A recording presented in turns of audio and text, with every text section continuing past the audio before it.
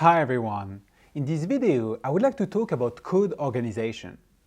It's a difficult topic to tackle in this course because we cover a wide range of notions with short and targeted exercises.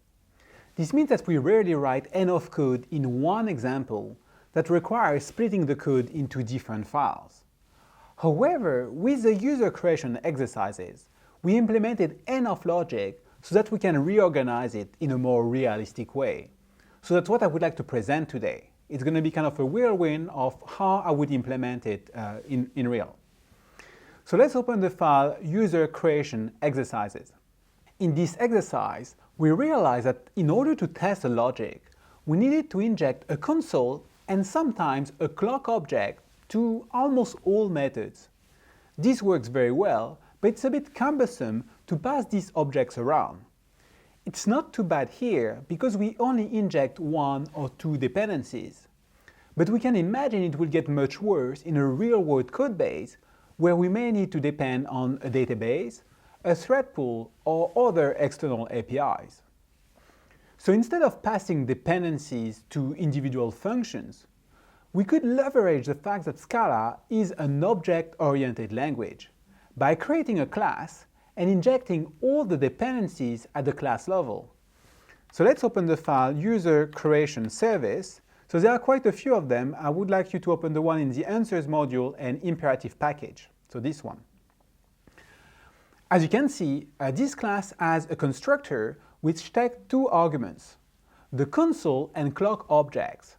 This way we only need to specify these two dependencies at the creation of the service.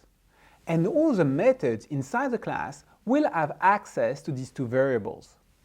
For example, readName is not a method without parameters, but it can still access the console object.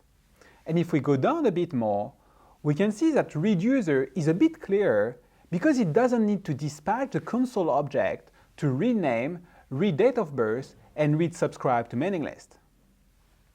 Now, this solution is not perfect, because it means we need to inject both a console and a clock object in order to test all methods inside user creation service, even if they need only one of these two dependencies. For example, readName doesn't use a clock, but we still need to inject one in order to call the function.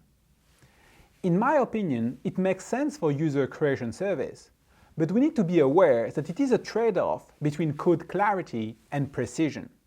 So on that topic, inside user creation exercises, we had several helper methods such as parse yes/no or parse date of birth.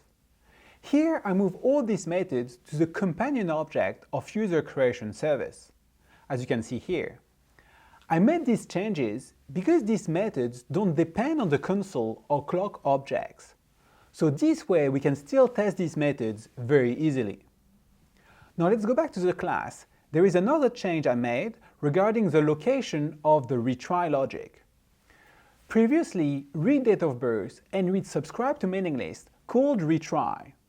Now, this is a responsibility of readUser. I think it makes more sense this way because readUser is a place where we combine all the building blocks together. It's where we define which question to ask, in which order, and if we want to allow multiple attempts or not. That said, we still use onError inside readDateOfBirth and readSubscribe to mailing list, because the cleanup operation is specific to these methods. For example, readDateOfBirth decides which input format to use for the date of birth question. So in my opinion, that's also where we should define the error message in case a user enters an invalid date. Cool, so I encourage you to have a look around this class and the test I wrote for it. And please feel free to challenge my design decisions by commenting below this video or in Slack. These sort of things are very subjective. So have a great day everyone, and the next video we'll start working on I/O. Bye!